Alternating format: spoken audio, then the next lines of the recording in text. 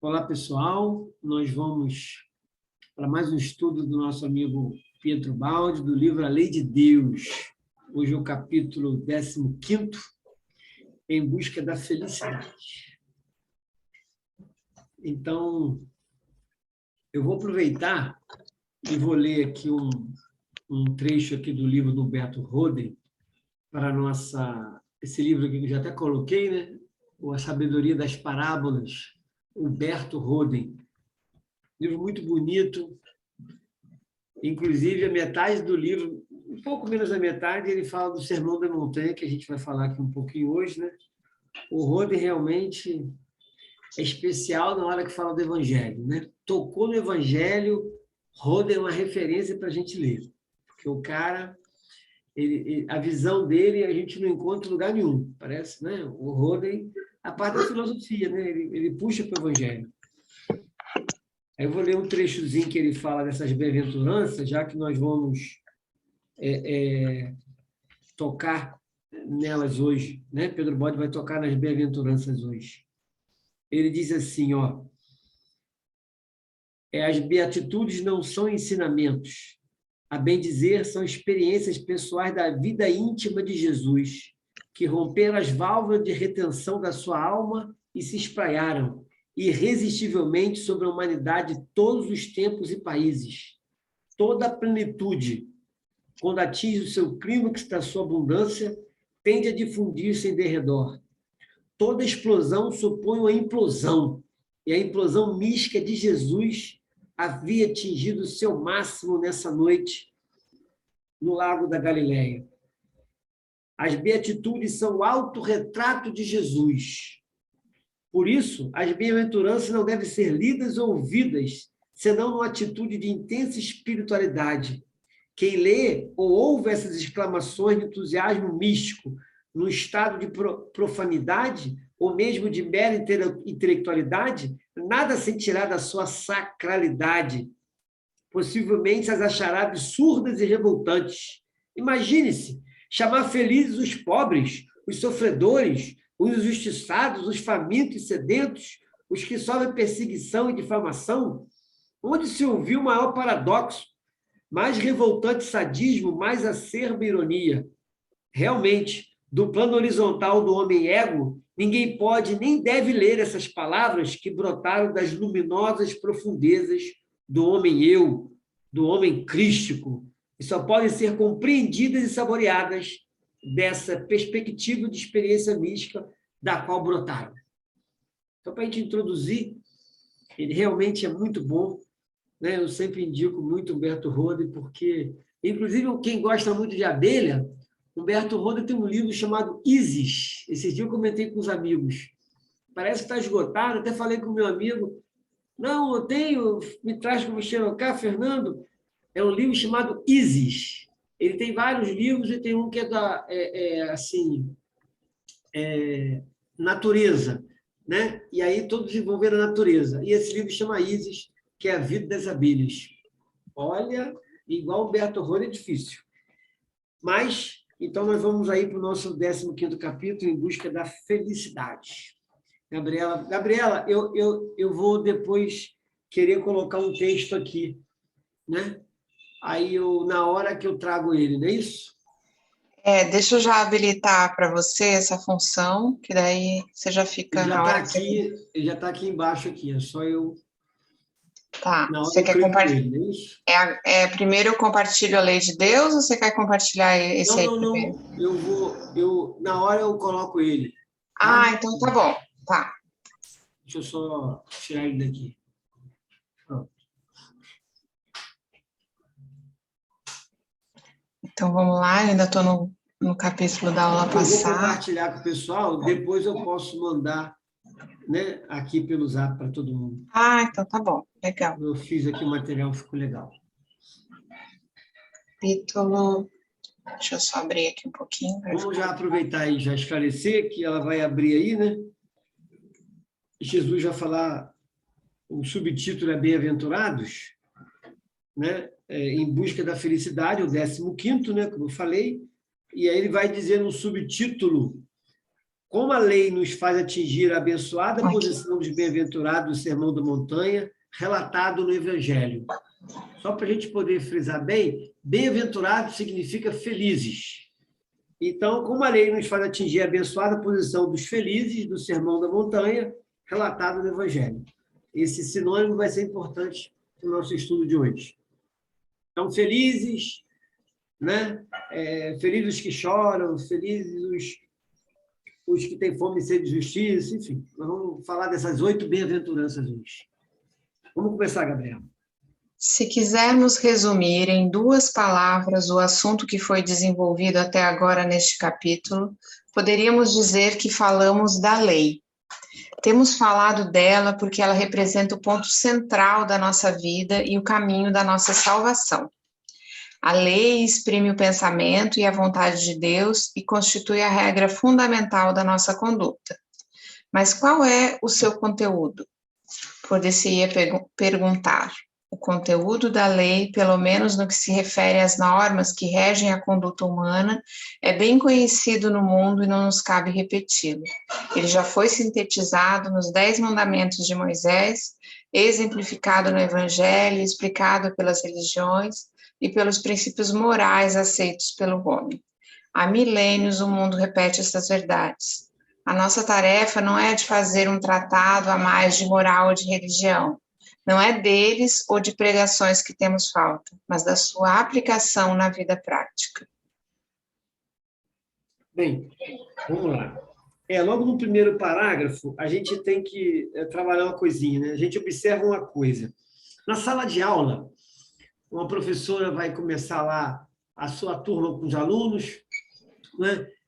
A turminha nova, crianças de 4, 5 anos, enfim, aquela professora sábia, ela vai para o quadro e combina com os alunos, né? Vamos fazer umas regrinhas, todos nós juntos, o que a gente pode e o que a gente não pode fazer. Né? E ela vai vendo que os alunos vão, cada um, colocando a sua regra, cada um dizendo que é importante. Tia, não pode conversar quando você estiver falando. Né? Tia, se eu quiser ir no banheiro, eu levanto o dedo. E vai assim. Né? Enfim, quando eu tiver dúvida, eu posso levantar minha mão e perguntar à vontade.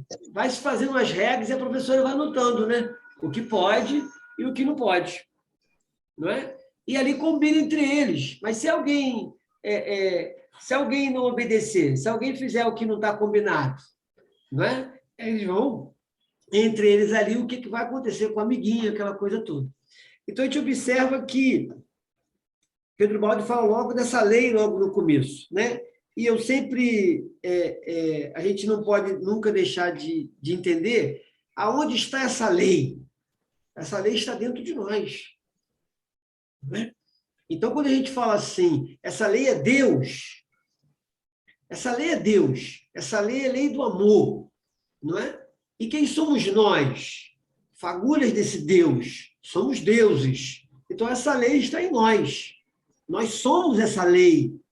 A grande questão é que quando a gente encarna e a gente não despertou ainda muito essa consciência em nós, a gente não lembra do combinado, não é? A gente não lembra do que está dentro de nós, não é? Porque esse é o combinado. Então, se essa lei é a lei do amor, é uma lei feita por aquele que somos parte dele, essa lei está em nós.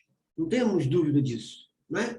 Mas a maior consciência vai vindo quando a gente começa a sentir saudade, não é? A saudade nada mais é do que uma certeza de que eu não estou no caminho, que eu tenho que mudar de caminho, que a coisa não é por aí, não é isso que eu combinei, é uma outra coisa, não é o que é o correto. A minha consciência começa, né? Ou seja, a minha essência começa, esse homem humanamente divino e divinamente humano vai se aproximando um do outro. Né? E aí, quando ele fala aqui dessa... Não é de pregação que nós temos falta, não é? Não é. Teoria nós temos muitas. Todas as religiões falam de amar ao próximo, todas as religiões falam, como ele falou, o sermão Moisés, tudo já se fala, muita coisa da conduta do ser humano, o que seria o correto, uma vida correta, né? Uma vida com a ética, uma moral. Só que, cadê a prática? Né? A gente sabe que a palavra esclarece, não é isso? Mas a prática, olha, o exemplo arrasta, é uma coisa impressionante, não é? A gente, quando vê uma pessoa falando, é uma coisa, mas quando vê alguém fazendo, é uma outra coisa.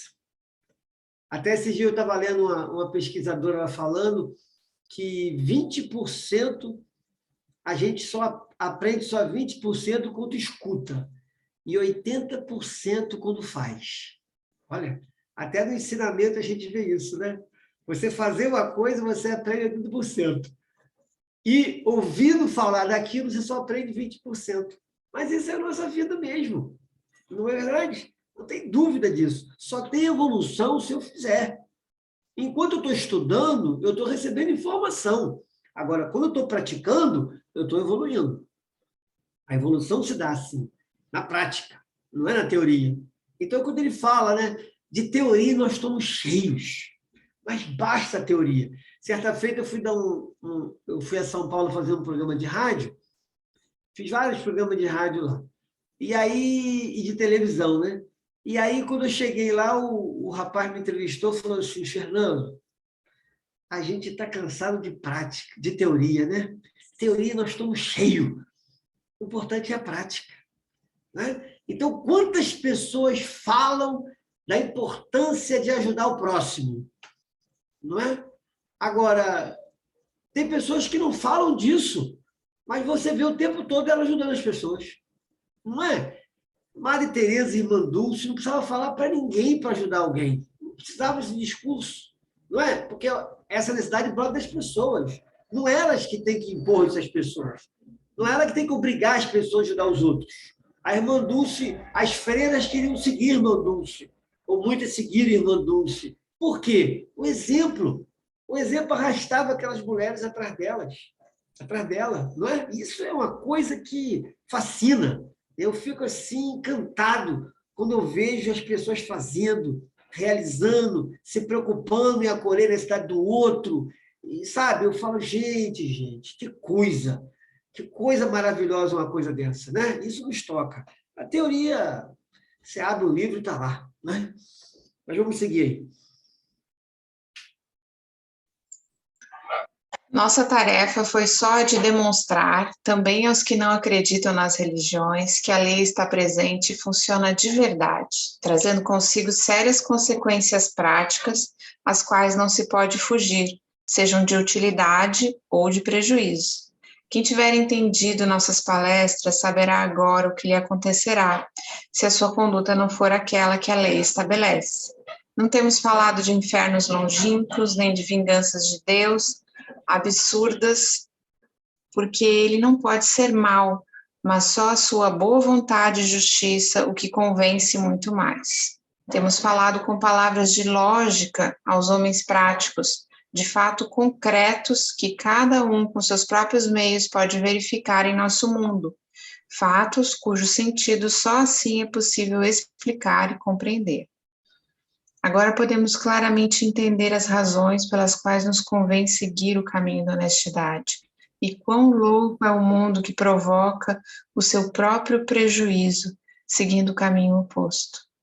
Quem compreendeu tudo isso torna-se muito mais responsável pelas consequências dos seus atos, porque agora sabe que quando chegar a reação da lei em forma de dor, é porque nele mesmo está a causa. E essa dor foi ele quem a semeou com seus erros. Então, só lhe resta resignar-se e iniciar o trabalho de autocorreção. Isso, a gente vê claramente aí, né? Quando chegar a reação da lei em forma de dor, é porque nele mesmo está a causa. E essa dor foi ele mesmo que semeou com seus erros. Né? Ou seja, pelo efeito, né? Quando a gente olha, sempre falo isso, quando a gente olha uma manga, a gente sabe de que pé que veio. Né? Isso não tem dúvida disso. Então, não tem nada, o acaso não existe. Tudo que está se passando, eu posso não lembrar, né? Mas se eu tenho tuberculose, eu fui egoísta em outra vida. Esse exemplo eu sempre dou, né? Se eu tenho dor ciática, eu estou com problema de relacionamento com alguém. Então, quer dizer, é isso que a gente vê causa e efeito. Né? Então, quando ele fala, mesmo está a causa, né? E essa dor foi ele que semeou com os seus erros. E a gente tem que ver uma coisa quando ele fala, quando chegar a reação da lei em forma de dor, a gente tem que entender uma coisa, né? Um conceito que Pedro Baldi sempre traz muito. A dor é uma amiga, né? Sabemos disso, estudamos isso, né? Compreendemos bem isso. Ela não é uma inimiga, não é verdade? Então, quando a gente fala assim, mas eu estou com um obsessor, eu tenho um espírito aqui, né? Eu vou estar entre obsessor entre parentes, porque ser obsessor para a pessoa é uma coisa ruim, não é, né? Mas, como a gente fala assim, quando um amigo bate a sua porta, você abre, né? Todo feliz, aquela coisa toda, né? Tal. Agora, quando a dor bate a nossa porta, de que natureza for, né? A gente não pode fechar a porta. Não é verdade? Não é delicado isso. Não é delicado fechar a porta na cara de ninguém, mesmo que não seja uma pessoa que nos agrade. Não é? Mesmo que a gente saia da porta para fora e converse com a pessoa. Não é isso? Mas se a gente parar e pensar, quando a dor bater a nossa porta, quando a dor bater a porta de nossa alma, o que nós teríamos que fazer? Acolher ela. Ela é uma amiga. Ela não está ali porque ela quer. Ela está ali porque eu acionei ela. Não é? Foi eu que chamei aquela dor para bater na porta da minha alma. Porque o que é a doença? A doença é uma intimação que a alma manda para o corpo. Então, a doença é uma intimação que a alma manda para o corpo.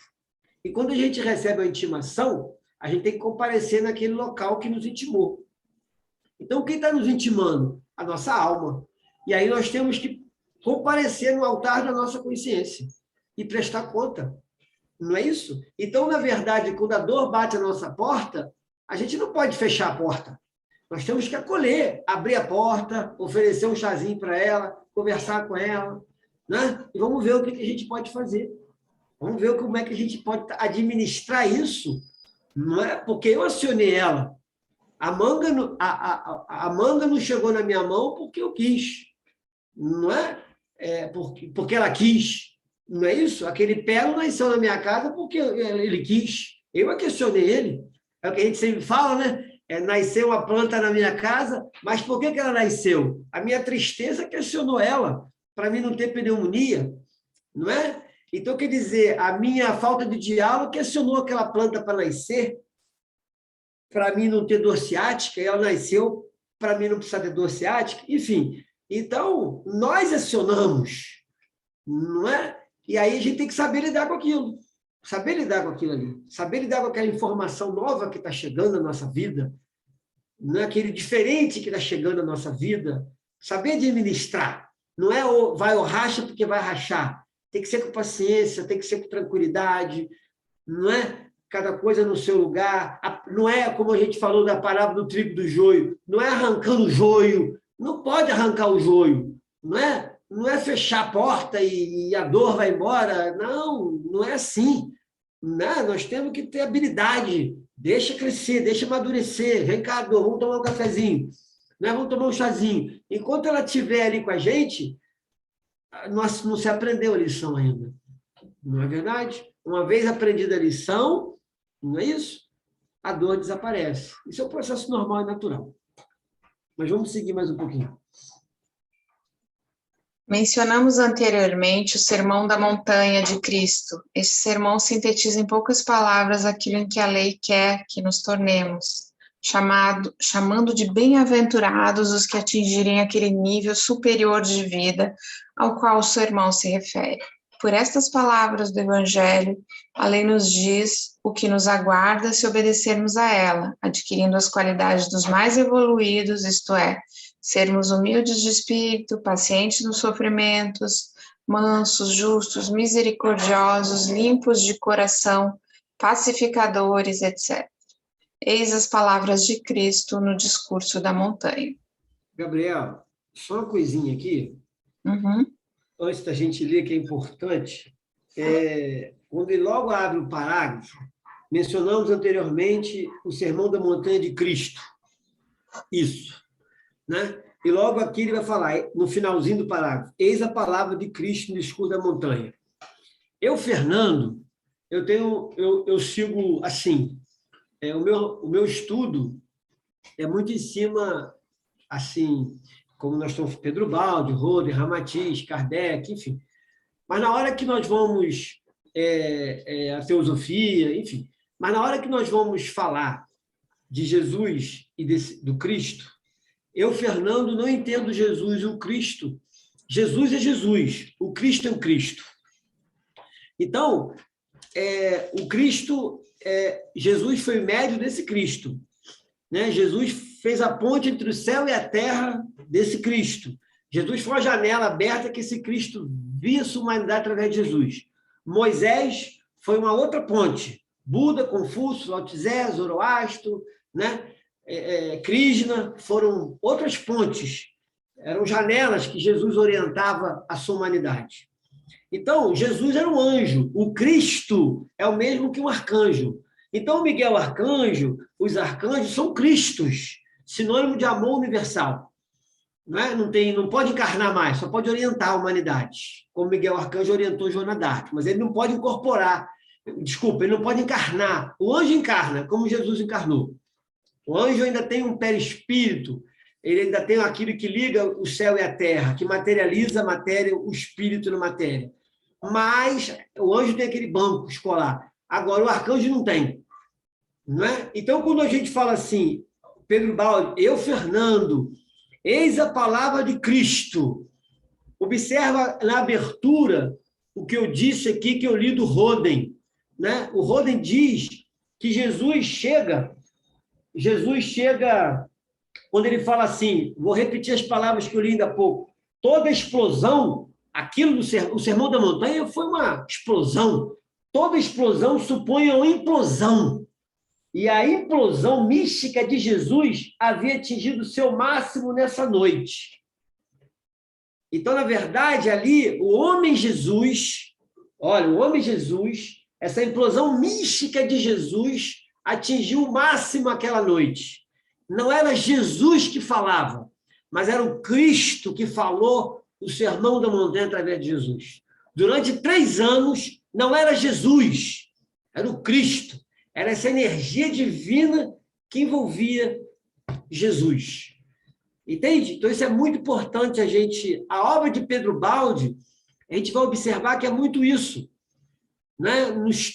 Nas cartas que Jesus mandava para ele, tinha hora que era Jesus, mas tinha hora que era esse Cristo, fazendo uma ponte com Jesus e Pedro Baldi para escrever nos livros de Pedro Baldi, ou para escrever algumas mensagens que Jesus mandava para ele, que ele identificava como sua voz. Ele não dizia que era Jesus, toda a obra dele ele fala sua voz. Então, é muito importante a gente separar Jesus do Cristo. Jesus é Jesus. Cristo é uma consciência arcangélica. Cristo é amor universal. Cristo é um arcanjo, um logos, uma consciência, arcangélica. Então, é um arcanjo. Então, Miguel Arcanjo é um Cristo. Então, mas quem é o Cristo? O Cristo é aquele ser que faz da terra o seu corpo. Não é? Por isso que a terra pulsa, a terra tem vida, porque ali tem um ser que mantém a terra viva. Não é? O que mantém o meu espírito, o meu corpo vivo, é o espírito que está aqui na minha glândula pineal. O que mantém a terra viva, o corpo, para ter vida, tem que ter um espírito que anima ele. E o espírito que anima a terra é um Cristo, é um arcanjo. Isso que a gente tem que observar. O espírito que anima o Sol é um arcanjo solar. O espírito que anima uma galáxia é um Cristo galáctico. Né? Então, quer dizer, para ter vida, tem que ter um espírito que anima. Né? Porque a vida é eterna. A cadeira que eu estou sentado, ela não é eterna. Ela vai acabar, porque não tem nenhum espírito animando ela. É diferente.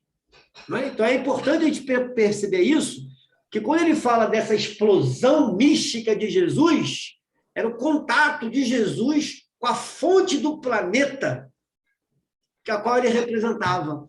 Então, não era Krishna que conversava com Arjuna, ou Arjuna, era o Cristo.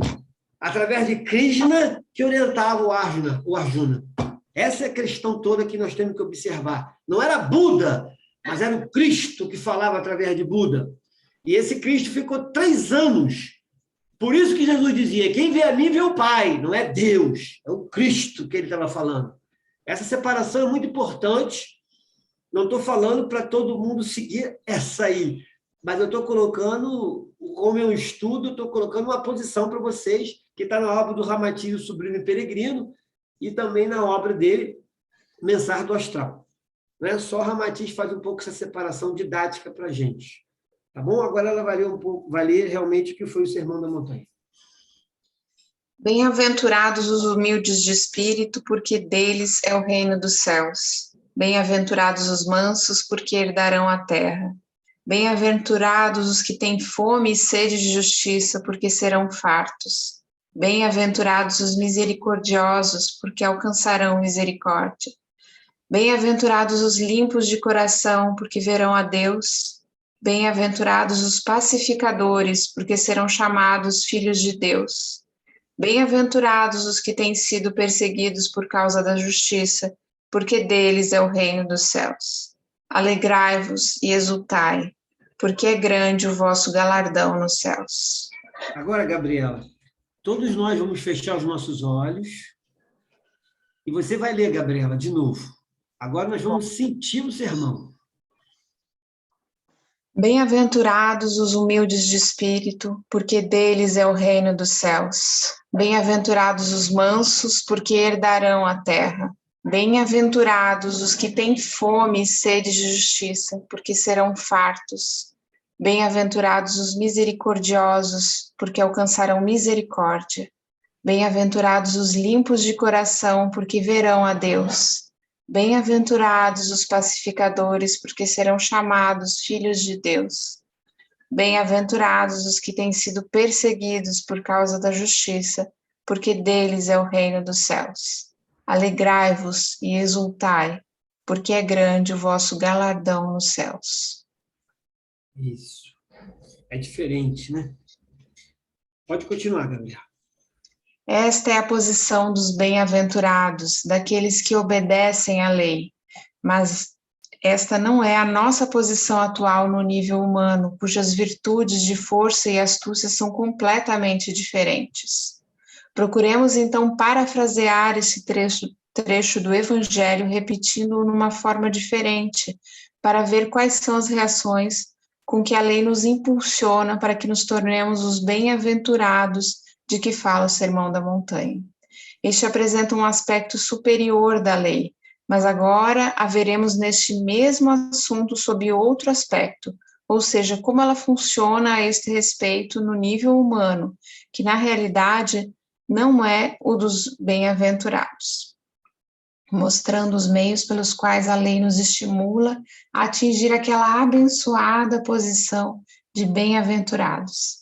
Assim, os homens práticos do nosso mundo, que possam pensar que o Sermão da Montanha exprime uma filosofia de sonho, verão que por caminhos diferentes, mais duros, proporcionados à dureza do homem, ele está igualmente se realizando em nosso baixo nível de vida. Vejamos, assim, qual é a posição, não dos bem-aventurados do Evangelho que vivem a lei, mas do homem comum do mundo, que ainda não vivendo a lei é impulsionado a vivê-la. Eis então como se poderia repetir o Sermão da Montanha relacionado com este outro ponto de referência. Isso. Olha agora. Agora nós vamos começar a escutar Pedro Baldi falar do Sermão da Montanha de um jeito, como ele disse aqui, né? Que a gente talvez nunca tenha ouvido alguém falar, ou tenha lido alguém que escreveu alguma coisa, ou alguém que tenha falado sobre isso, dessa forma como Pedro Baldi fala. É porque Pedro Baldi é um diferencial, né? O cara é diferente, não adianta porque é diferente. Então, vamos começar aí, ela vai ler todas as bem-aventuranças, depois eu vou fazer, aí que eu vou botar o que eu falei de um quadro que eu fiz aqui, para a gente pegar o que ela vai ler aqui, depois eu botei num quadro separado, para a gente poder destrinchar esse quadro aí. Muito bom esse quadro, esse texto aí agora. Muito interessante. Bem-aventurados os soberbos, porque eles terão de sofrer tantas humilhações até aprender a lição de humildade, e assim deles será o reino dos céus. Bem-aventurados os que gozam demais, só pensando em si e para além dos limites razoáveis, porque terão de sofrer necessidade e abandono, até aprender a regra da justa medida e do amor ao próximo, e então serão consolados. Bem-aventurados os prepotentes, os ferozes, os guerreiros, porque tanto serão esmagados pela prepotência, a ferocidade e a agressão dos outros, que se tornarão mansos e então herdarão a terra. Bem-aventurados os que sustentam e praticam a injustiça, porque tanta injustiça terão de receber, que compreenderão quão duro é ter de estar submetidos a ela, e então, por terem aprendido sua custa a ambicionar a justiça, destas serão fartos. Bem-aventurados os desapiedados, porque não encontrarão misericórdia, e por demais a invocarem para si sem recebê-la, compreenderão a necessidade da bondade do perdão, alcançando então misericórdia. Bem-aventurados os que não são limpos de coração, porque ficarão tão submersos na ignorância e na maldade, com os consequentes erros e dores que purificarão seu entendimento, e assim compreenderão a lei e verão a Deus. Bem-aventurados os que gozam de brigas e de disputas, porque pelo fato de não conseguir encontrar paz, almejá-la-ão e procurá-la-ão em toda parte, até que se tornarão pacificadores, e então serão chamados filhos de Deus. Bem-aventurados os que perseguem com injustiça os justos, porque tanto serão perseguidos pela sua própria injustiça, que aprenderão a ser justos. Então deles será o reino dos céus. Alegrai-vos e exultai, todos vós que quereis rebelar-vos contra a lei, porque grande é o sofrimento que vos espera, e assim tereis de aprender a lição da obediência, pela qual ganhareis um grande galardão nos céus. Muito bom, né? Diferente. Gabriela, agora eu vou compartilhar minha página. Tá, eu vou interromper aqui a minha. Isso. E aí você pode compartilhar no botão verde. Isso. Aí vai aparecer a telinha para você selecionar. Isso. Já está aí, não? Tá. Tá dando para ler o pessoal? Tá pequeno? Sim. Sim, tá aparecendo. Se quiser, pode aumentar um pouquinho o zoom dele. Quem? Eu? É. Vai ali no Word, ali em exibição, acho que dá para aumentar um pouquinho. Mas dá para ver também. Isso, aí. Um pouquinho menos. Tá, deixa eu... Ó, não, dá para ver. Ó, o livro é Técnica Funcional da Lei de Deus. O capítulo é 6, as 3 fases do ciclo de redenção. Até o João comentou da vez que tinha, né? Aqui, olha só. A primeira bem-aventurança que ele coloca aí, nesse parágrafo que ela leu, é bem-aventurados os soberbos. Lembram disso? E aí ele disse, aí eu botei aí as fases. Qual é a primeira fase? Só um minutinho aqui que... Isso. Qual é a primeira fase? Fase inicial. Lembra dessas fases que a gente falou da outra vez? Ó, primeira fase. Fase inicial do erro. É o lançamento da trajetória errada. É a fase da ignorância. Então, a pessoa aqui é soberba. Qual é a segunda fase? Que esse soberbo... Soberbo, gente, é aquela pessoa assim, né? O que eu sei é superior ao que você sabe. Ele é o cara, né? Ou seja, ele está acima do vaidoso. Né? Ele está na miséria maior ainda. Então, esse cara vai para a segunda fase depois. Lembra disso? Que é a fase curativa da dor. A sua correção, que é a experimentação. Sofrer tantas humilhações. Então, esse soberbo vai sofrer tantas humilhações. Para ele chegar aonde? Na terceira fase, a fase resolutiva de cura. A trajetória justa, é o conhecimento. Aprenderão a lição da humildade e se é assim, e assim dele será o reino dos céus. Então, a gente observa no Sermão da Montanha, esse sermão que ele botou aqui, que é bem diferente, né? As fases da evolução nossa. A primeira fase da ignorância. Eu sou um soberbo, E o que eu vou colher com isso? Tantas humilhações. E qual é o meu destino depois de tantas humilhações? É aprender a lição da humildade.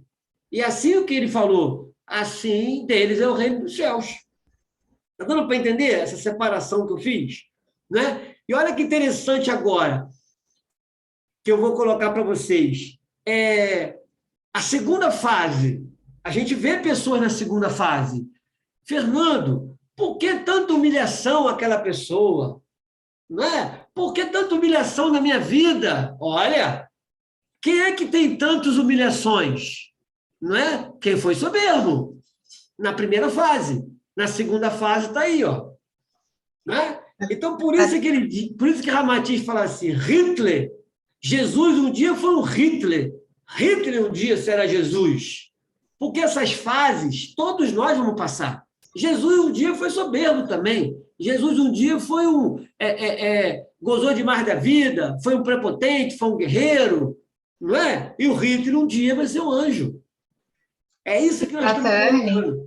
Oi. Isso pode ser em encarnações diferentes, por exemplo, mas numa claro vida. Que vai ser encarnação diferente. Mas mesmo é difícil, hein?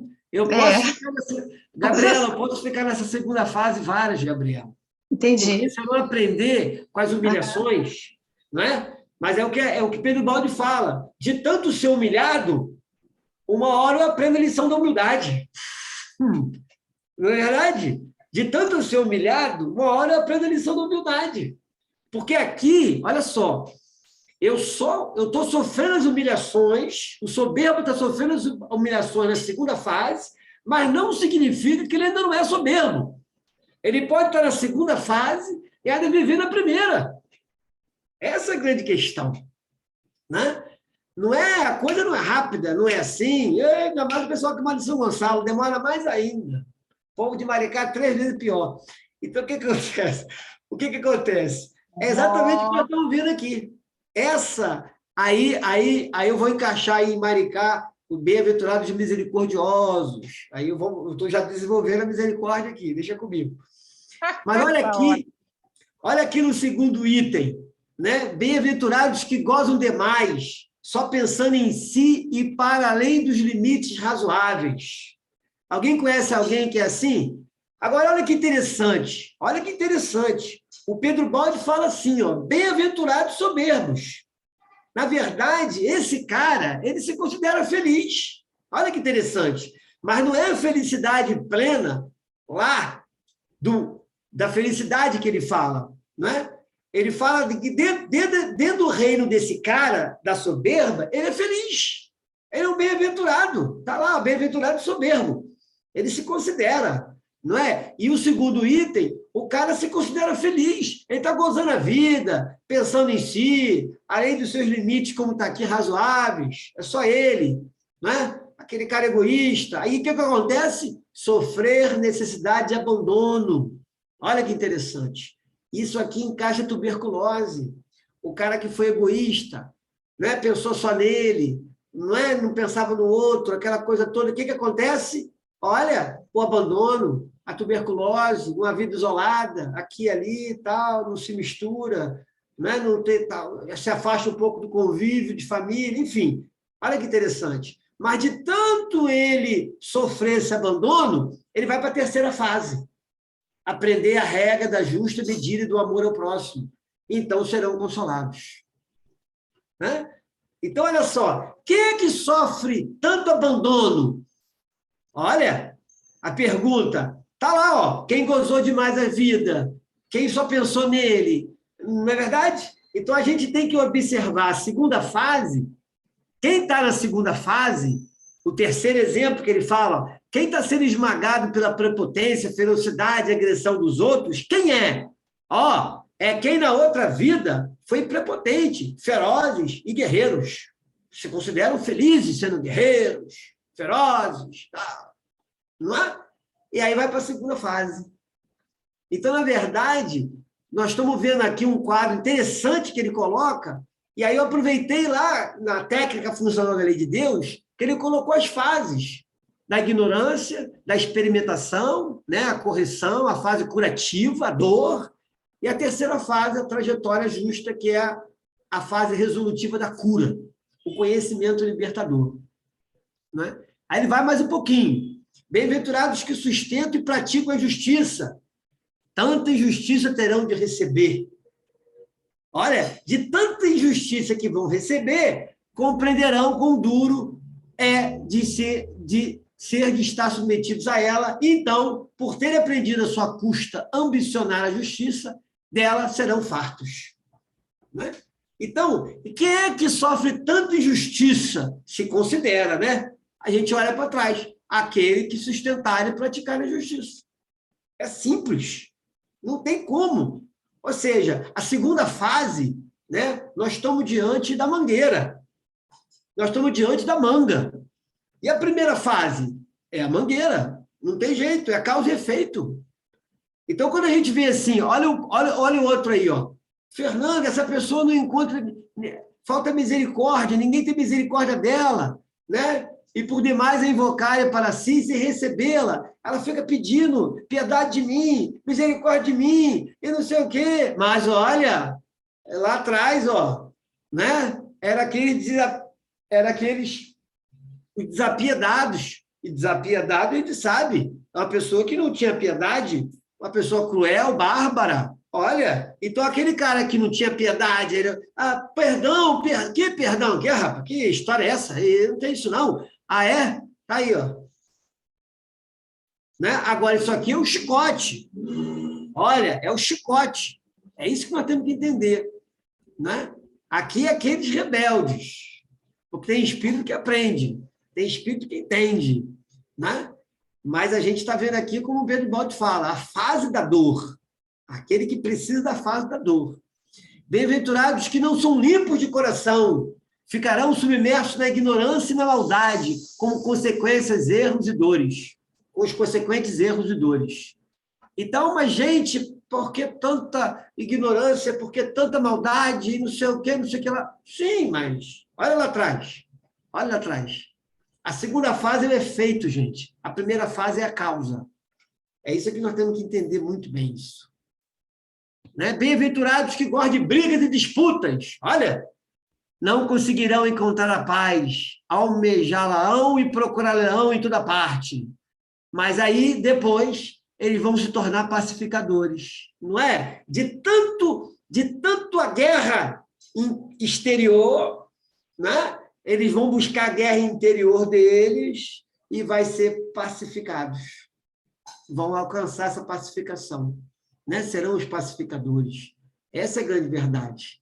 Né? Então, a gente observa claramente as pessoas, eu não tenho paz, eu não consigo paz na minha vida, eu não sei o quê. Né? Olha, é uma briga, a minha não sei o quê, não tem paz. Ah, é? Uai. É cada um segundo as suas obras. Qual foi a sua obra? É a primeira fase. Não é? Qual foi a obra de uma pessoa que está aí, que não está conseguindo paz? Busca, não encontra. Qual foi a obra dele? Lá atrás, ó, a briga e a disputa. E ele se considerava feliz. Quantas pessoas são felizes? Olha, felizes, gozando a vida, papapá. Quantas pessoas são felizes, não é? Se enriquecendo à custa do outro. Quantas pessoas são felizes pegando pensão da sua avó e da sua mãe, que tem idade avançada, e o cara bonzão, se deu bem, se deu esperto. O cara está feliz da vida com isso. Não é verdade? Aí ele vai aguardar, né? Aí ele vai alcançar a verdadeira felicidade. Aquilo é ilusão, é Maia. Essa felicidade está no mundo de Maia. E aí vem o último aí, ó. Bem-aventurados que perseguem com injustiça os justos, serão perseguidos pela própria injustiça, né? Pela sua própria injustiça. Então, a verdade é que a gente vê aqui, ó, eu vou perseguir aquela pessoa porque ela é negra. Ah, é mesmo? É. Eu vou persegui-la porque ela é negra. Aguarda. Vamos aguardar, né? Vamos aguardar lá a perseguição. Aí nós temos vendo muito as pessoas sendo perseguidas hoje. Questão da sexualidade, questão cultural, questão de tudo. Né? Mas por quê? Olha em outra vida como é que foi. O acaso não existe. Agora, de tanto eu ser perseguido, não é? Pelo preconceituoso que eu fui, eu vou aprender a ser justo, né? e aí Pedro Baldi falou, então dele será o reino dos céus. Esse estudo é bem interessante, porque eu peguei o livro seguinte, Pedro Baldi, né? E a gente adaptou aí, ficou uma coisa legal, diferente, e para um estudo bom nosso, né? Porque aqui ele mostra claramente essa lei, causa e efeito. Engraçado que a fase 1, existe a felicidade, não é a felicidade do mundo maia, a felicidade do mundo material. E a terceira fase? Também tem a felicidade, mas verdadeira. A felicidade verdadeira, o mundo real. A primeira fase não é real, é irreal. O cara acha que é. Pedro Baldi fala que é o antissistema, que ele divide, né? Fala de antissistema. O sistema é o que está em equilíbrio. É aonde a gente saímos do sistema e entramos no antissistema. Aí adquirimos esses atributos humanos, essas misérias. Então ele fala, tem que voltar para o sistema. Aí é a felicidade verdadeira. É a terceira fase. Não é isso? Então a gente está exatamente na segunda fase, começa aquela saudade de Deus. Começa a surgir essa coisa, né? Vem um cansaço, não é? É o que ele fala, é a fase curativa. Gente, para que tanta humilhação numa vida, na outra vida, na outra vida, na outra vida? Eu tenho que ser humilde, tenho que ter humildade, eu tenho que aceitar, senão não vai. Eu estou sentindo que se não for assim, não vai. Não é? Exatamente isso. Não tem outra saída. Fernando, aí, quem quiser depois, eu disponibilizo lá, né? Fernando, eu estudei esse capítulo essa semana, né, que eu já tinha falado da semana passada. Foi. E, exatamente, quando eu vi essa questão do sistema e antissistema, eu tive uma conclusão que, até pela minha vivência e outras coisas, que é basicamente isso que você falou, mas aí entra a questão da Gabriela. Eu acho que a grande dificuldade que a gente tem para entender aonde a gente se encontra, em qual fase a gente está, é que quando a gente encarna, às vezes a gente não está, tipo assim, a gente pode estar no meio da segunda fase. A gente pode estar já há muitas encarnações na segunda fase. Isso. E já quase na terceira fase. Só que a gente ainda tem um tempo de segunda fase. Até a gente chegar na terceira fase, vai demorar. Né? Eu acho que essa é a dificuldade que a gente tem. Né? Isso. E, às vezes, outra coisa, para a gente acertar um erro lá do passado, de 15 encarnações atrás, a gente só vai ter consciência agora. E aí a gente só vai, com esse grau de consciência que a gente agora tem, o nosso espírito adquiriu, agora que a gente tem como acertar aquilo que a gente fez há 15, 20 encarnações atrás. Isso acho aí. que essa é a grande dificuldade. Isso. E aí, o João, obrigado pela sua colocação. Quando o discípulo está pronto, o mestre aparece. Não é? Perfeito. O discípulo tem que estar pronto para o mestre aparecer. Quem é o mestre? O mestre é humildade. O mestre é aquele que é o divino em nós. Não é? Então, essa humildade só vai aparecer quando o ego, que é o discípulo, não é? Está cansado de tanta humilhação. Então, o discípulo tem que estar pronto. Se o discípulo não estiver pronto, o mestre não aparece. A sabedoria que está dentro da pessoa, o sábio que ele é, né, esse Deus interior, não aparece. Então, às vezes as pessoas falam assim, mas Fernando, mas aquela pessoa não vai aprender nunca. Fernando, a gente está estudando isso aqui no curso de metafísica, eu sei agora por que minha pressão está alta, mas quantas pessoas aí não sabem? Aí eu digo para o aluno, minha filha, quando o discípulo está pronto, o mestre aparece, minha filha. Não apareceu para você hoje o mestre? Você agora não sabe porque você tem pressão alta? Então, minha filha, você tem que estar pronta. O problema é que você está falando aí, Gabriela falou, cada um tem o seu tempo.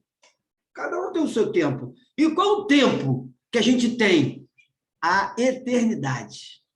Essa é a grande questão. O nosso tempo é a eternidade. Essa é a grande questão. Né? A gente não pode dizer assim, esse cara que está na primeira fase, não dá tempo dele ficar na Terra. É diferente. Certo? Mas ele nunca vai deixar de ser oportunizado numa outra escola, não é? Numa outra, com outro Cristo, com outro Pai, não é? Com outro anjo que não é Jesus, mas ninguém, nunca, de forma alguma, é desamparado. Até porque ninguém consegue, em essência, se afastar de Deus. A gente pode se afastar em existência, mas em essência não. Não tem como. Não tem como. Alguém quer falar alguma coisinha? Podemos seguir aí. Fique à vontade. Eu vou depois disponibilizar isso aí no grupo, né? Que aí quem quiser aproveita essa comparação. Tá bom? Gabriela, agora eu interrompo, né? Eu também posso interromper aqui. Então vai você aí, que você domina mais do que eu. Isso. Voltemos aí. Então, volto para o outro, né? Isso. Eu fiquei bastante tempo nesse texto, porque eu achei importante. Tá? Foi muito legal, Fratani. Isso. Futuramente eu vou fazer esse texto, mas com as doenças.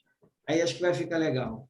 Né? Fratani, uma coisa que eu vi ali é que a gente não tem uma questão daquelas, a gente pode ter mais, pode ter várias questões de encarnações, assim, complicadas.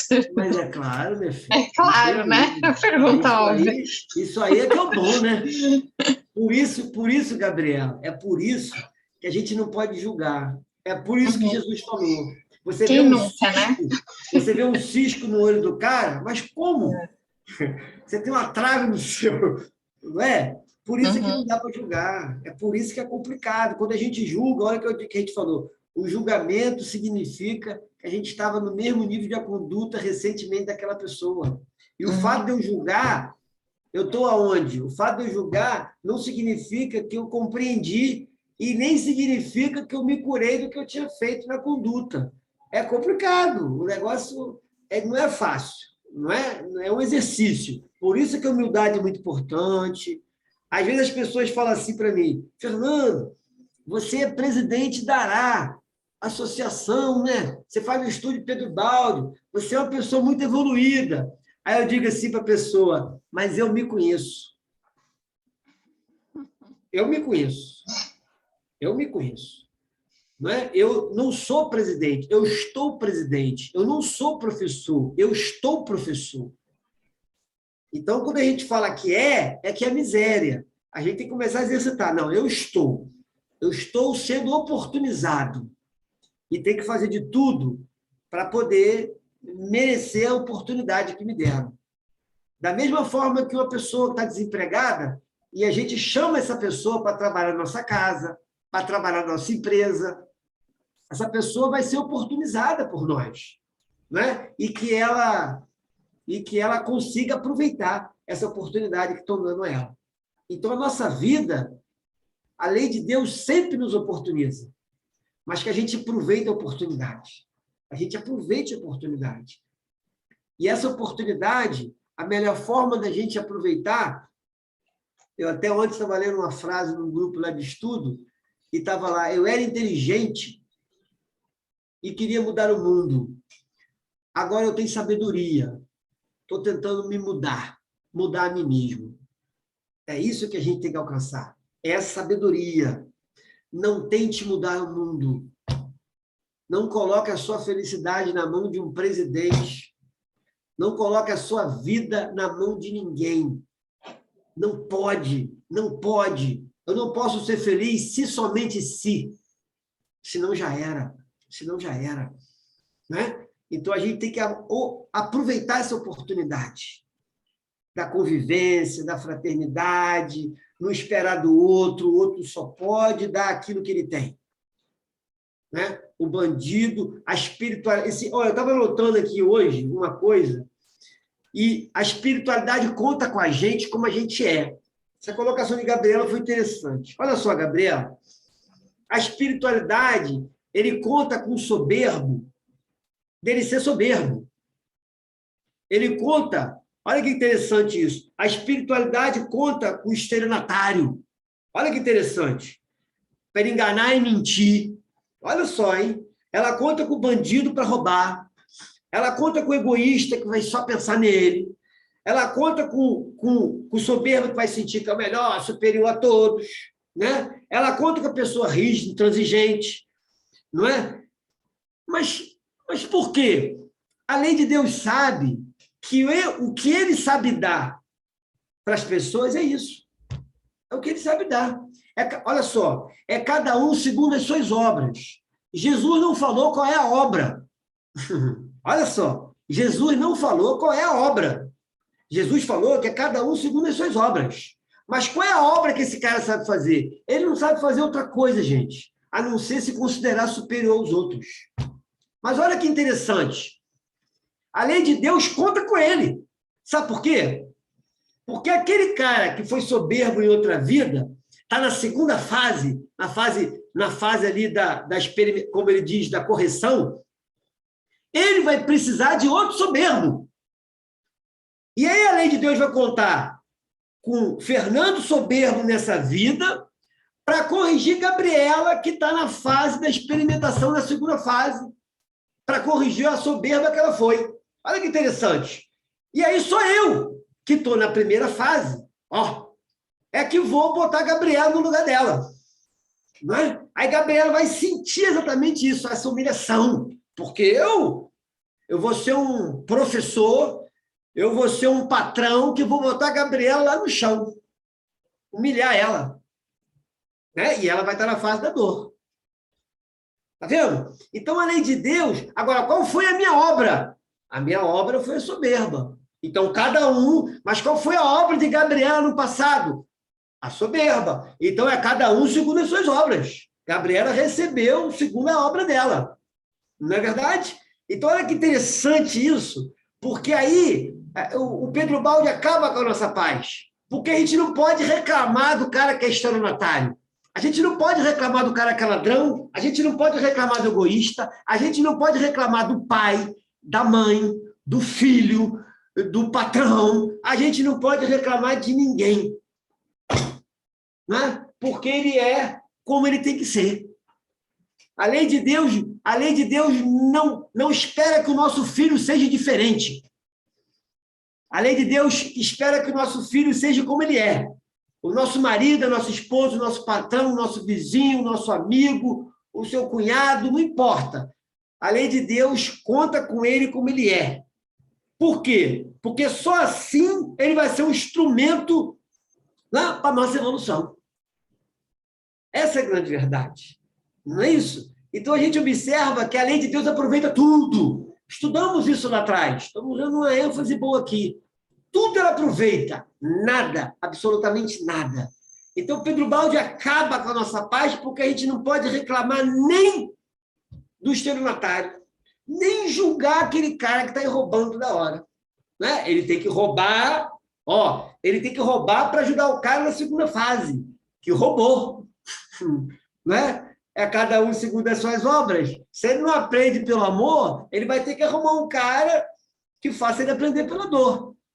Se aqui só tiver anjo, o cara que está na segunda fase está perdido, né? Porque se só tiver anjo encarnando, como é que eu vou pela dor? Como é que eu vou ter? O anjo não vai fazer eu sofrer, o anjo não vai fazer eu ser humilhado, ele não vai fazer isso. Então tem que ser um com esse instinto, né? Com essa energia e fazer. Está na evolução, não é? Não vamos reclamar que um dia nós também estivemos lá, ou ainda estamos em alguns pontos aí, com certeza. Mas a evolução é isso. Então vamos nós. Eis como o Evangelho dos céus, assim se poderia chamar o de Cristo, tem de se traduzir na terra, para que seja possível realizar-se aqui. Eis como o Evangelho vai tornar-se realidade viva também para os surdos e os rebeldes. Eis como a lei se mantém em ação e se realiza plenamente também em nosso mundo. Seria absurdo que a ignorância e a má vontade do homem fosse deixado o poder de paralisar a lei e, com isso, sua obra de salvação. Eis como Deus, para nosso bem, nos torna bem-aventurados, mesmo se não o quisermos. Ele quer, custe o que custar, nossa salvação. Por isso, quando for indispensável, usa também o chicote da dor, porque ele sabe que um dia abençoaremos, quando por este caminho nos tivermos tornado bem-aventurados. Gabriela, eu vou ler só a primeira frase do outro. Tá. Eu vou dar só uma observação. Uhum. É isso? Ou subo mais? Não, Esse sobe aqui? aí, vamos ver. Ah, tá. Aqui ele fez uma comparação agora, né? Isso. Engraçado que isso não está no meu livro. Ah, é? Ah, Vamos ver. É para ler? peraí. É. Mas é aquilo que estava, ele botou o quadro, É. né? Aham. É isso.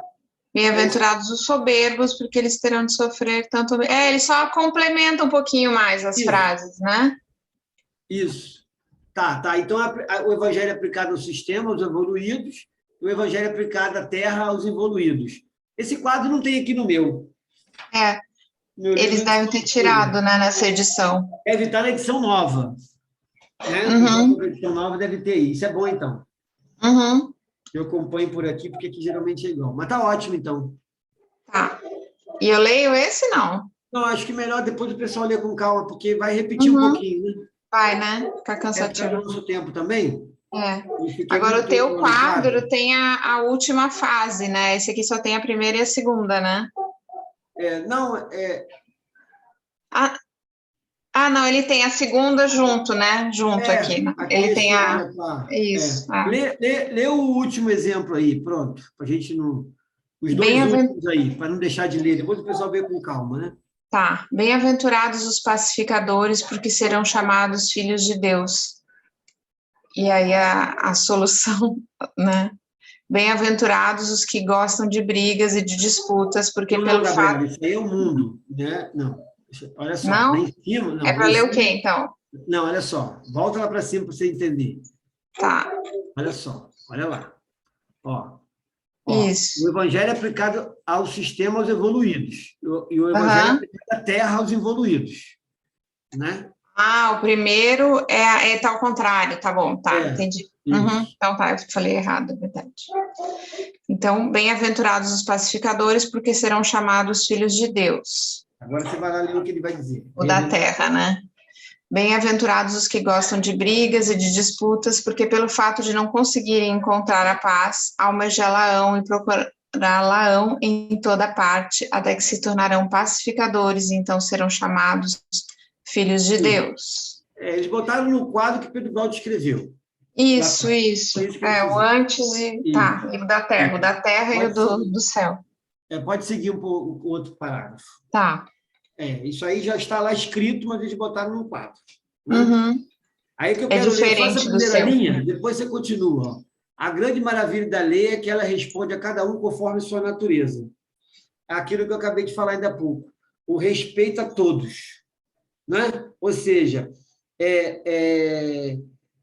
observa que a criança e o adulto ele tem a mesma lei, não é? Mas as reações são diferentes. Como já coloquei uma vez, uma criança que quebra um vidro de casa, a reação da lei não é a mesma de um jovem de 20 anos que pegou uma pedra e quebrou o vidro. E a criança que quebrou o vidro com a pedra. Não pode ser a mesma reação. Então, é aquilo que a gente fala, o espírito primário, não é? A lei, olha que coisa aqui, ó. A grande maravilha da lei é que ela responde a cada um conforme a sua natureza. Ou seja, essa natureza mais próxima à energia do animal, coisa mais instintiva, a lei tem que reagir de acordo. Não é? A lei não pode, é um espírito primário, é um espírito que recentemente deixou o grupo, né? A alma grupo, agora está na alma individual. Não pode ter a mesma coisa.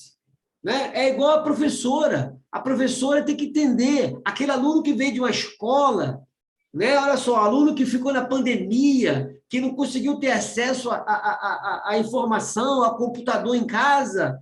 Quando ele voltou para a escola, a professora não podia exigir dele o mesmo que aquele aluno que teve acesso à internet, estudo online. Então, a lei de Deus ela é perfeita. É cada um realmente, como ele fala, conforme a sua natureza. Qual é a natureza dessa pessoa? Vamos respeitar isso. Né? Então, é cada um por si mesmo. A lei não cai um fio de cabelo, não cai uma folha, que a lei não tenha conhecimento que caiu. Isso se chama a onisciência de Deus. Deus ciente de tudo. Né? Vamos seguir agora. Então, ela responde aos nossos movimentos com a mesma exatidão com que um espelho reflete nossa imagem. Se nossa imagem no espelho é feia, a culpa não é do espelho, mas de nós que somos feios. Se formos bonitos, a imagem será bonita. Da mesma forma, o tratamento que recebemos da lei depende do que somos e fazemos. Se somos bons e obedientes, ela responderá com bondade. Mas se somos maus e rebeldes, ela nos ensinará o que temos de aprender, como a zorrague da dor. Cada um pode escolher seu método. Dentro da lei, porém, todos ternos de viver. O que dela receberemos em troca das nossas ações depende da posição em que nos situamos diante da própria lei.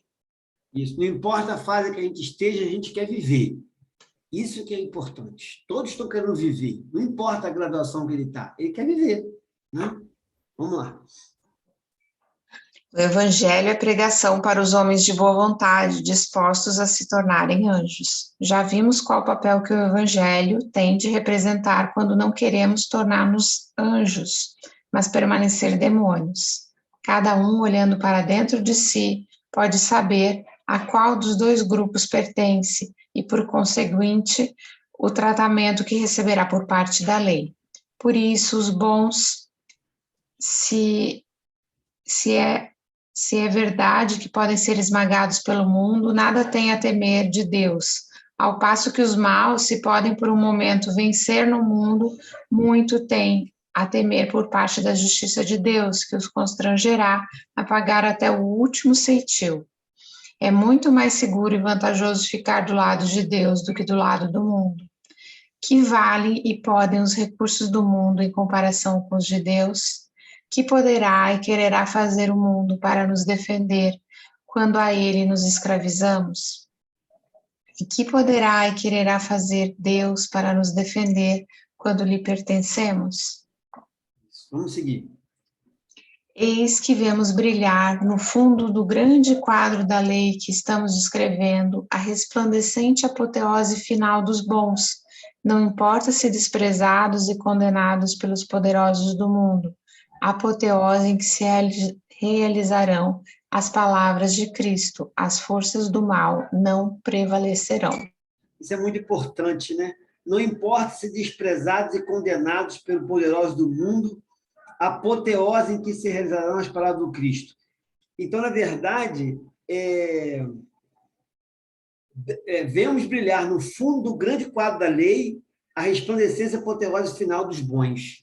Aquilo que Jesus dizia, né? Aquilo que eu já falei. Eles iam cantando, não é? Para serem devorados pelos leões, não é? Mas porque eles sabiam, não é, que Jesus tinha colocado para eles que as forças do mal não prevalecerão. No final de tudo, eles não iriam morrer. No final de tudo, a vida ia continuar, né? Então a gente observa que é muito importante quando a alma tem essa visão, né? Eu estou sendo desprezado, condenado pelos poderosos do mundo, ou eu estou me sentindo assim desprezada, estou me sentindo assim uma missão difícil, né? Como Santa Mônica lá, com o marido dela, com o filho que era Agostinho, né? Essa mulher, dizem que na história foi a mãe que mais chorou, né? A mulher que mais chorou foi Santa Mônica, né? Mas você vê que ela aguentou ali resignada, todas aquelas questões com o marido, todas as questões com o seu filho, né? Mas no final foi uma vencedora. No final, como diz aqui, ó, as forças do mal não prevalecerão. Então, no final, ela venceu. Então, é isso que essa resignação, é esse que Pedro Baldi fala nesse momento aqui. Né? A apoteose final dos bons. Vamos seguir. Por quanto tempo continuará o homem sem compreender tudo isso? Quantos erros terá ainda de cometer e quantas dores terá de sofrer, antes de abrir os olhos para ver a substância da vida? O homem continuará a rebelar-se contra a lei, a fechar-se no seu egoísmo, a conceber a vida só individualmente, enquanto a lei arrasta o mundo para a fase orgânica, em que os elementos das grandes coletividades colaboram fraternalmente. Quantas lutas ainda serão necessárias para se chegar à compreensão recíproca e assim coordenar os esforços de todos para comuns finalidades de bem? Quantas experiências dolorosas ainda serão necessárias para se aprender a não provocar as reações da lei? Estamos acostumados às leis humanas que, por serem feitas muitas vezes pela classe dirigente para seu próprio interesse, parecem estar cumprindo a tarefa de nos ensinar, antes de tudo, a arte de nos evadirmos delas. Isso porque a luta entre quem manda e quem tem de obedecer.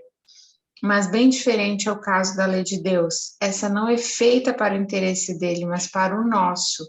Então, procurar evadir-nos dessa lei não é realizar nosso bem, indo contra quem manda, mas é abdicar de nossa vantagem e não obter senão o nosso prejuízo. Isso porque o domínio da lei não se baseia na imposição de quem manda contra quem tem que obedecer, mas na justiça, no amor, na livre obediência de quem compreendeu. Quanto tempo continuará o homem rebelando-se contra a ordem da lei e fugindo, assim, da sua própria felicidade? Fugir como ele fala, fugir da realização do Sermão da Montanha, né? Essa é a fuga maior.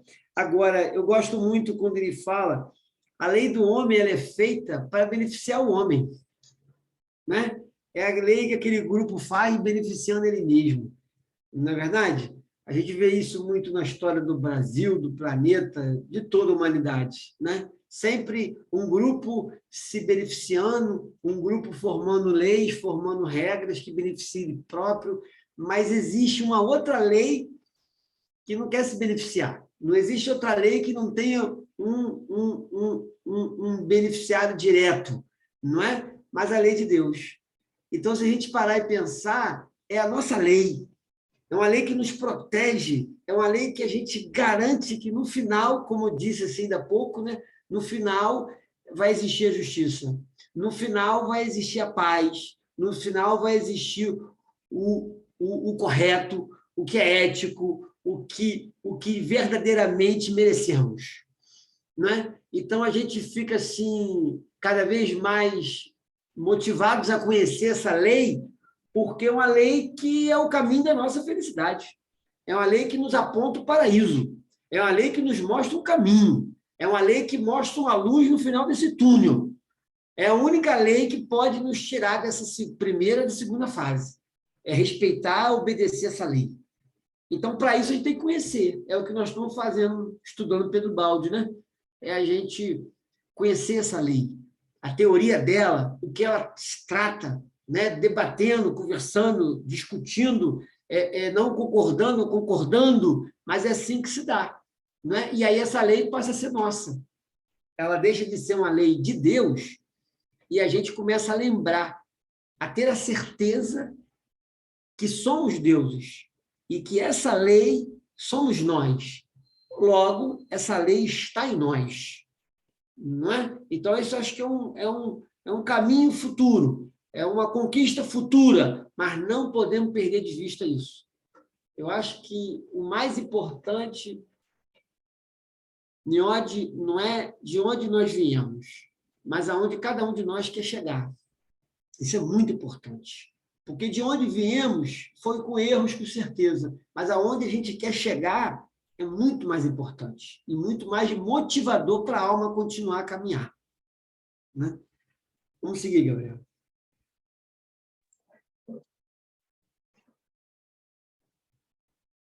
Aqui. As forças da vida são movimentadas pela lei, de maneira que a compreensão terá de chegar. Houve tempo em que o homem acreditou com certeza absoluta na imobilidade da terra e na imutabilidade da matéria. Mas agora entende que imobilidade e imutabilidade aparente são um estado de velocidade constante que nos parece sem movimento, porque nós só percebemos o movimento quando há mudança de velocidade, o que se chama de aceleração. Da tremenda corrida que, juntos com o nosso planeta, estamos realizando ou que se verifica no interior do átomo, não percebemos coisa alguma. Pode seguir um pouquinho, Gabriela. Da mesma forma, o homem acredita que está vivendo no caos, julgando que somente sua vontade tem valor.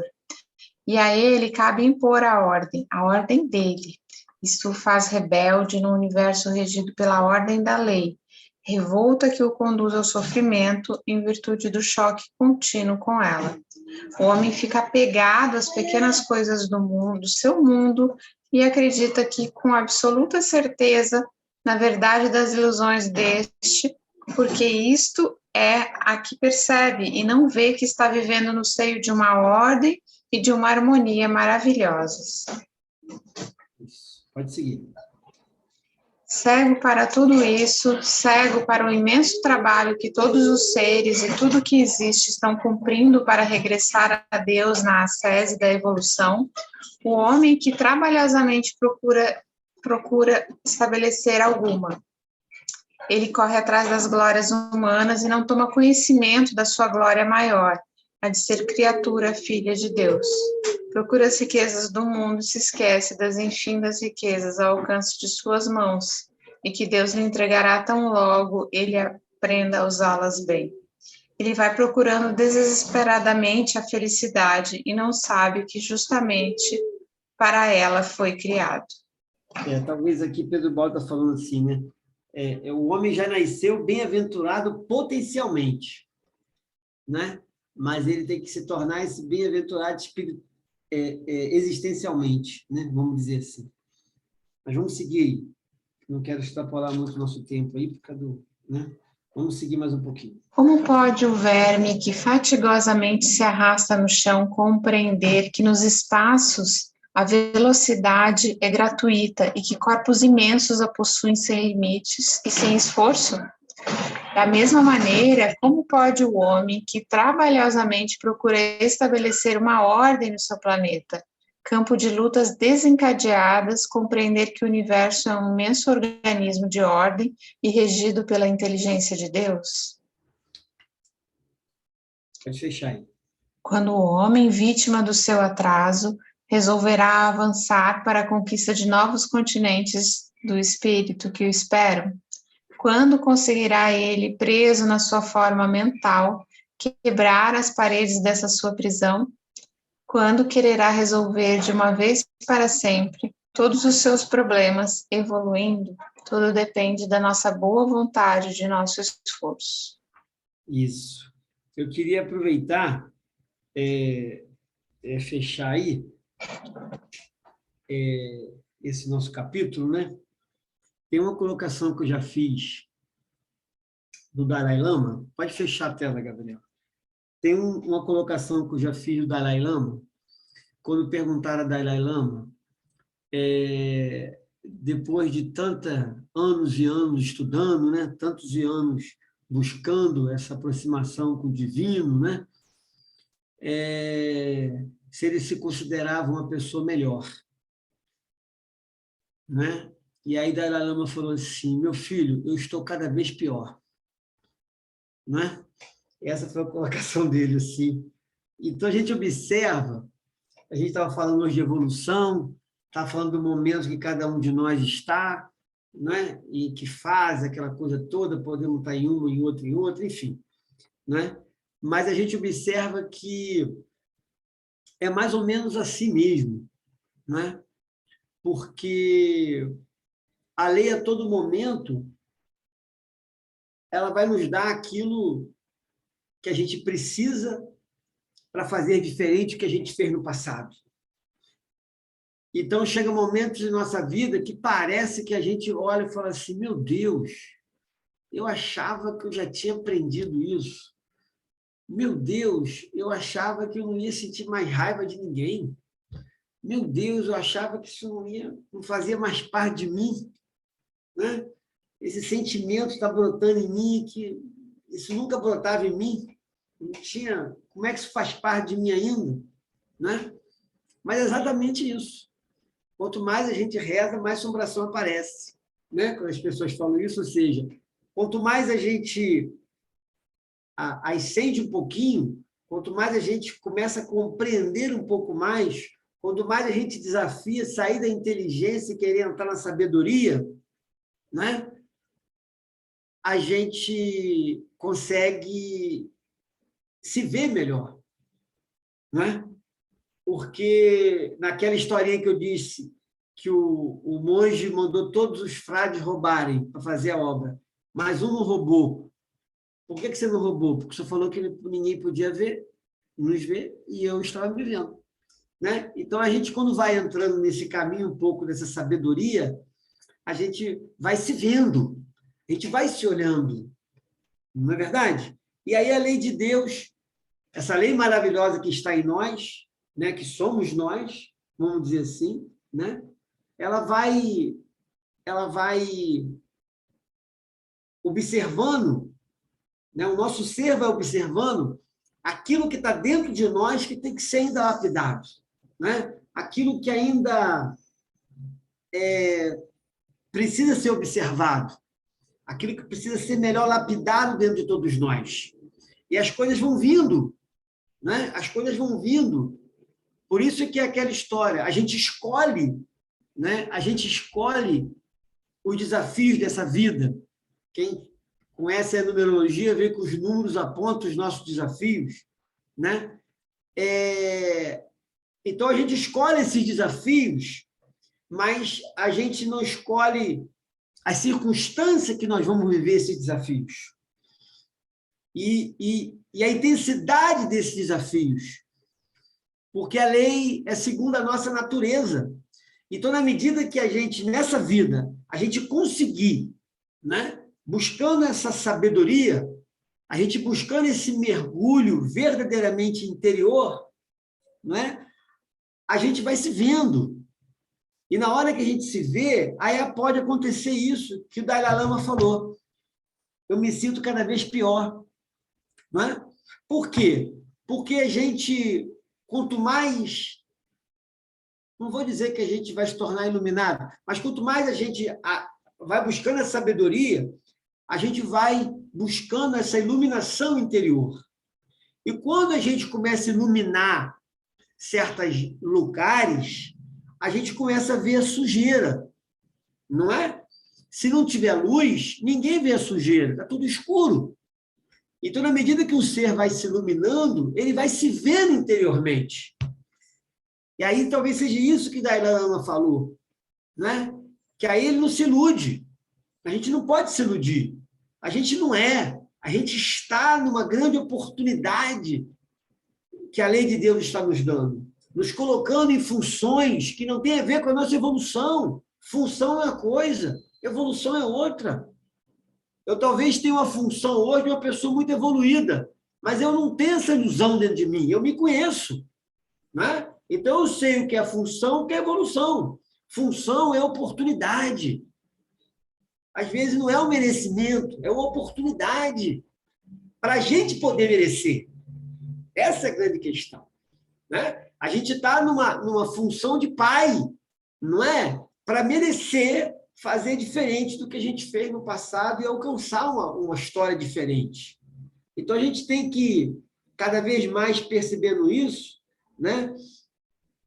Porque a gente vai... Eu estava refletindo hoje sobre uma coisa e eu estava pensando assim comigo, meu Deus, a gente pede as coisas a você. Eu conversando, falei assim, a gente pede as coisas a Deus, né? Uma criança pede um presente para o pai, né? Ela tem um desejo, ela pede. E a gente fica pedindo e às vezes reclamando que não recebeu, né? Puxa vida, eu queria isso tudo, não consigo isso, né? Mas por que você não conseguiu ainda? Por que nós não conseguimos isso ainda? Ou por que nessa vida a gente nem vai alcançar isso? Aí eu fiquei parando e pensando, e aí, né, eu cheguei a uma conclusão assim dentro de mim. E uma coisa que atrás eu já ficava pensando muito, aí hoje voltou esse pensamento em mim de um tempo atrás. Afinal de contas, nós somos deuses. Nós somos deuses, né? Somos deuses. Essa lei está em nós. Essa lei somos nós. Essa lei que é o amor somos nós. Podemos nos afastar de Deus existencialmente, como disse, mas a essência nós somos deuses, não é? Então, observa só que coisa. Eu vou pedir a Deus, eu vou fazer uma prece para Deus, para Francisco, seja o que for, né? Mas aonde está Francisco em essência, se não dentro de mim? Aonde está Jesus em essência, se não dentro de mim? Aonde está Deus em essência, se não eu mesmo dentro de mim? E aí eu perguntei assim, eu fiquei assim comigo, como é que eu fico me dirigindo para Deus, para Francisco, para Jesus, se ele está dentro de mim? Se eu sou Deus? Então, afinal de contas, eu estou pedindo para quem? Eu estou pedindo para a pessoa errada. Eu estou pedindo para quem não existe. Eu estou pedindo para quem existe e Deus é. Ele é presença dentro de mim. E aí, talvez esse Deus que eu fico pedindo externamente não tenha me atendido o meu pedido, né? Porque, na verdade, quem tem que atender esse pedido é esse Deus interiormente. Mas na hora que eu peço para esse Deus que está fora de mim, quem está verdadeiramente escutando é esse Deus que está dentro de mim. E talvez eu não mereça ainda aquilo que eu quero, não é? E talvez ainda não tenha um amadurecimento para ter aquilo que eu estou pedindo, aquele presente. O pai não vai dar uma bicicleta de adulto para uma criança, não vai dar um brinquedo por determinada idade de uma criança. Mais ou menos assim, né? Então, que a gente possa refletir, onde está Deus? E na hora que eu faço essa minha prece, eu estou me referindo a quem? A quem que eu estou querendo ir? Não é? A quem que eu estou querendo alcançar? Por isso é que a gente coloca, quando a gente vai realmente buscando essa sabedoria interior, a gente vai, como Jesus falou, né? A gente vai clareando, né? E na hora que você vai clareando, talvez esse caminho para a pérola preciosa fique mais transparente, fique mais fácil, não está tão escuro, as coisas vão ficando melhor para você ver o caminho, como uma caverna escura, você precisa de uma lanterna para ver melhor, e essa lanterna interior vai surgindo cada vez mais, né? E a gente vai buscando essa coisa mais dentro de nós. Por isso que a gente fala que é um caminho silencioso, é um caminho que não faz barulho, é um caminho pessoal, é cada um por si, literalmente, nesse momento. Não é? E aí a gente vê, por exemplo, que talvez um dos caminhos mais silenciosos ou mais profundo que a gente possa chegar a isso, não é com nenhum barulho fora de nós, não é isso? Mas é silenciando os barulhos fora de nós, mas silenciando os barulhos interiores. Não é? Aquilo que eu falei da metáfora dos dois pássaros na árvore, um tudo observa e um fica comendo os frutos. Não é? Então, talvez a gente tenha que tomar uma consciência de unificar esses pássaros. E como que eu unifico essas vozes? Como que eu unifico isso? Essa me manda falar, essa me manda reclamar, e essa me manda silenciar, me manda me acalmar, serenar, silenciar. Não é? E aí a gente vai unificando essas vozes dentro de nós. E aí, eu estava comentando da Gabriela com a Vera, com o Daniel, a importância da gente na ONG fazer um grupo de meditação, tanto na nossa sede, para aquelas pessoas que não têm muitas oportunidades, não sabem nem o que é isso futuramente, claro, ou a gente fazer esse grupo de meditação online. Por quê? No exercício, estamos aqui estudando a lei de Deus externamente, mas a meditação vai nos levar a ver essa lei de Deus internamente. Essa meditação vai nos levar a unificar essas duas vozes, esses dois pássaros. A meditação vai nos levar a nos ver verdadeiramente, a nos olhar para dentro de nós. Iluminar, quando se fala dessa autoiluminação, é isso que Dalai Lama fala. 40, 50 anos você não se iluminou, Dalai Lama? Não, eu estou cada vez pior. não é? Porque quando a gente mais mergulha, aí sim que a gente vê as feridas grandes. Por quê? Porque a gente não quer se enganar. A gente começa a tirar aquela poeira que a gente jogava debaixo do tapete. A gente começa a tirar aquilo tudo. A gente não quer mais esconder nada. A gente quer ser verdadeiro. A gente quer se ver. A gente quer ver Deus em nós.